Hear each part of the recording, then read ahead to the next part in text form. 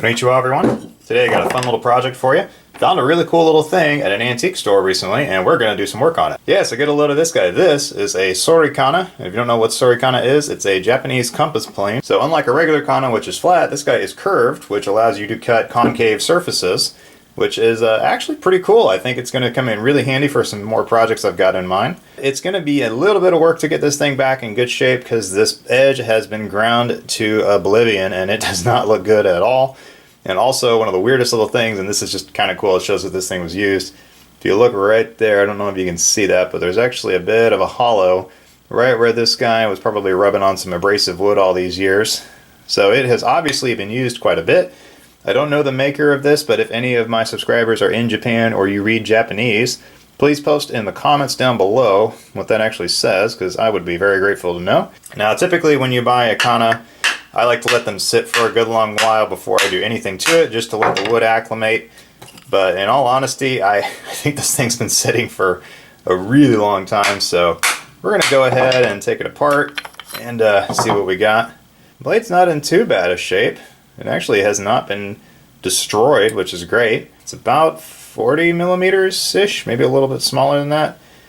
I don't know, my metrical measurements are not good when I'm doing it by eye. But the first thing we got to do is we got to get that kind of concave thing taken care of there. That will not result in a good even cut with this. Now I'm kind of thinking there's a couple different ways we could deal with this. We could inlay a little piece of wood right here just to kind of create a little bit of a kind of a contact point there.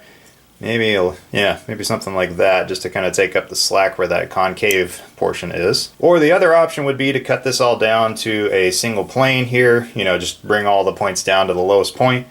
Although I don't really like the idea of that because this is really polished and it's nice and clean. Well, clean being a relative term there. I think what I'll probably end up doing is maybe inlaying a little piece of wood there just so that this can last a little longer. I don't know how old this thing is, but the last thing I want to do is take off too much wood and destroy this thing. So I think we're going to go with the inlay method. Yeah, let's do that.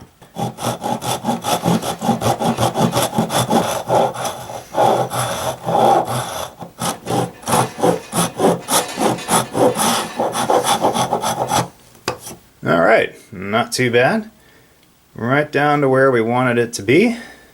That ought to come out nice and easy. Yeah, there we go.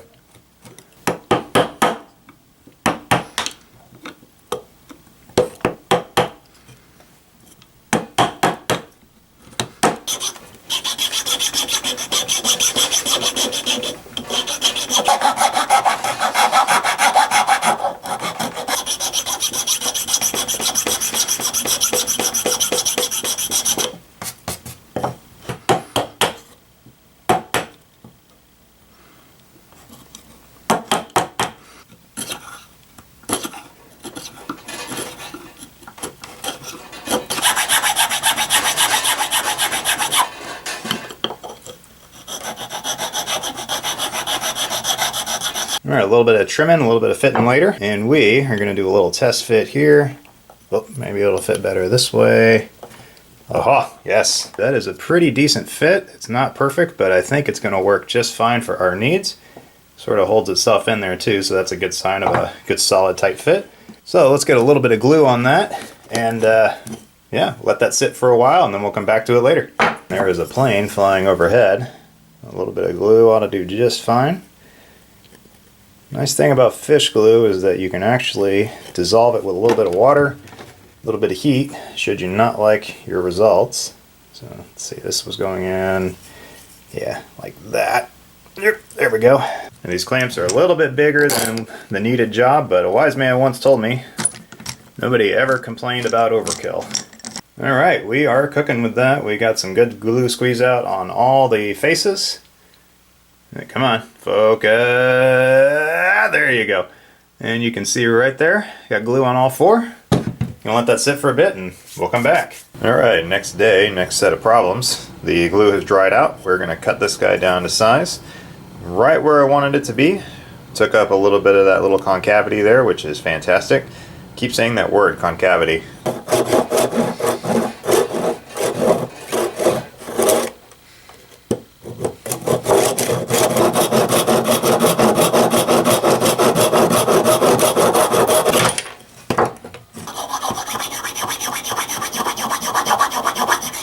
Alright, so checking our progress here. Nice and flat right across that, which is fantastic. Just going to bring it down a little bit farther, and we'll be good to go.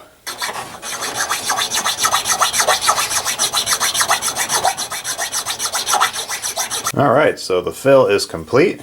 Nice and flush with that top there.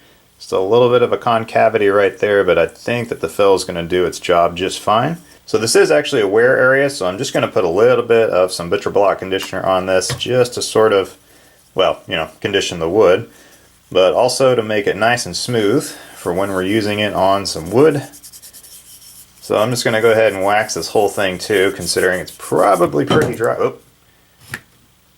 Pretty dry probably, and so we'll let this kind of soak in, kind of condition that while we're working on the blade, and we'll come back to it later. But yeah, that is a completed patch. I'm pretty happy with that. Okay, so onto the blade. So whenever you're setting up a Kanna blade, one of the most important things you have to do is you have to grind off these little ears here. The reason you do that is because where this meets up at the mouth here, if you can see that, these little edges right here, if that blade is sticking out below those edges, it actually clogs up the mouth and makes the blade not work properly, or makes the plane not work properly, either one, probably both. But this looks like someone just kind of went at it with a grinder to try to get some semblance of an edge. It's pretty out of square, so we got a good bit of work to do. But the first thing I'm going to do before I do anything else is actually get these ears back to where they need to be. So it's going to be ground down to just within 1 millimeter of the edge right here. I don't know the technical term for that little spot, but on both sides, I'm going to get that done, and that's going to make this work a lot better. Plus, it will lessen the amount of time I have to spend sharpening this because I'll have actually less edge to worry about. But the good news is there is a good bit of a hollow left on this. You can probably see it there. So it has not been flattened to oblivion, which is fantastic. So anyway, let's get at it. I'm actually just going to use a little portion of my diamond stone here just to do this. Just cut a little bit, check it a little bit, cut a little bit more, and yeah. There you go. And I almost forgot to mark this out where these want to be. Just a little bit inside there, just as a reference point.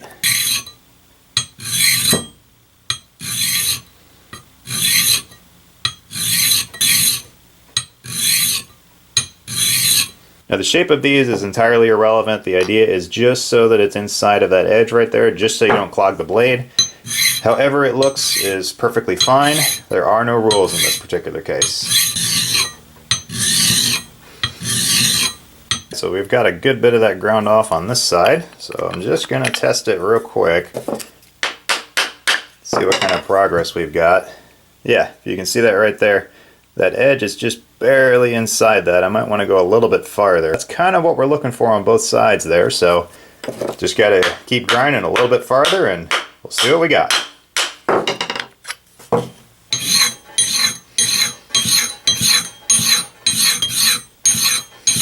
I think it's time for a test fit. Let's see what we can see here. Yeah, check that out. I actually knocked off a little piece of this whenever I was sawing it earlier, but it's not a big deal. And you can see how much we've changed that blade shape on there. It is no longer a square, it is nice and curved. But yeah, that's looking good. Now we just got to get to sharpening this guy, and we'll see what we got. And one thing I want to do too while I'm thinking about it is I want to knock off the corners of this thing. They're pretty squared. This just keeps the body from becoming too worn out and pitted whenever you're hitting it with a hammer. And as we know, a nice beveled surface lasts quite a bit longer than a hard square one when it's being knocked around or hit. You can just see that right there, just all I'm doing. But you can even see, even going back to my joiner plane, there's a little bit of a bevel right there. I like to hit it right on the corners there. You kind of work it out like, you know, shifting the shoulders back and forth. But just going to do sort of the same thing to this guy. And it should be a nice little improvement.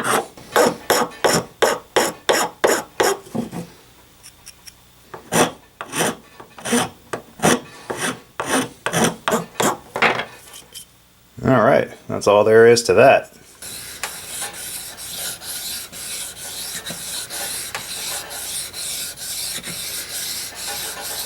So amazingly, the back on this is actually pretty flat for the most part. I'm actually just going to worry about this edge up here, but you can kind of see where some progress has been made already. Just going to go a little bit farther on that, and that's actually going to be it for this. So kind of pleased with that. It's actually a pretty nicely made blade too.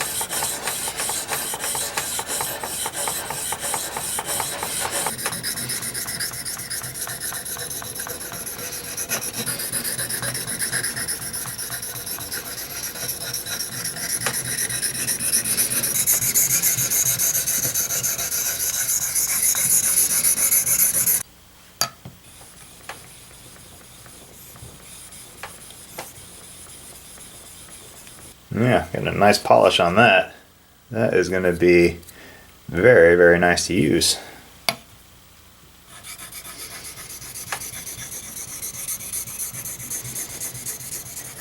And a wise man once told me, you can spend all your time making things absolutely perfect, or you can spend all your time enjoying life with things that are slightly less than perfect. Just right there on that cutting edge, that's really all that matters. Let's go a little bit farther and we should be good.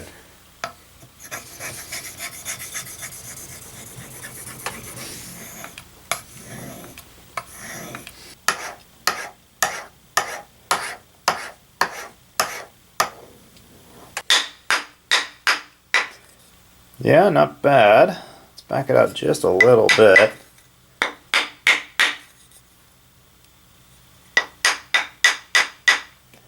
Looks like I need to give it a little more lateral room on one side here so we can straighten this blade out. So back that out and do that. So the blade isn't quite perfectly square, but what I'm going to do too is add some movement on the sides here so that I can kind of correct it. Just sort of splitting the difference between the two. We're just going to give this guy a little bit of breathing room.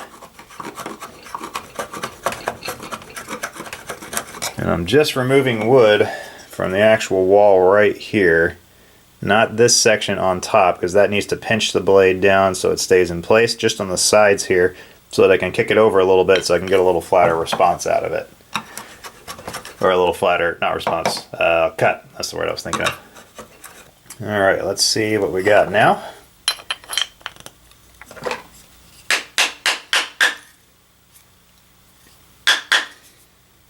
A little better. I might actually have to grind that down looking at this. I just realized that it's a little bit longer on this side than it is on that side. Man, I just spent all that time making that so nice and sharp, but well, c'est la vie, my friends, c'est la vie. Alright, so after a heck of a lot more grinding on the 1000 grit, we're actually back to where it should be. It actually fits just right in the die here. I did do a little bit of extra adjusting as well. So I got this set pretty deep, but you can see we actually have even blade distribution, which is fantastic because we didn't have that before, so that would have not been bueno. So we are going to keep going on this guy, and we are going to make this work as is. I am happy that that is done because I have been at this a long time with this thing. And final pass.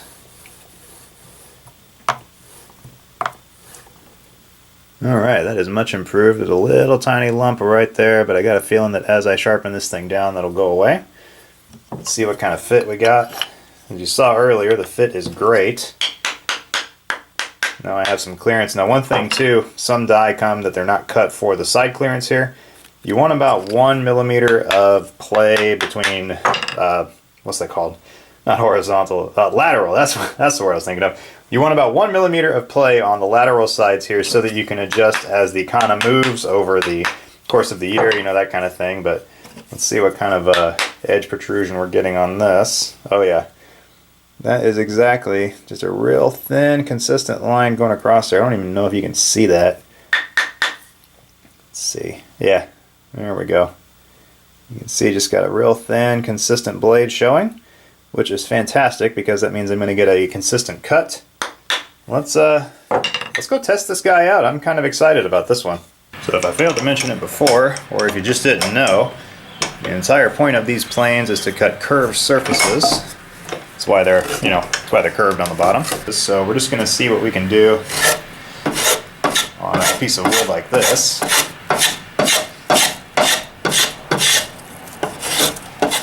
Yeah, good shavings.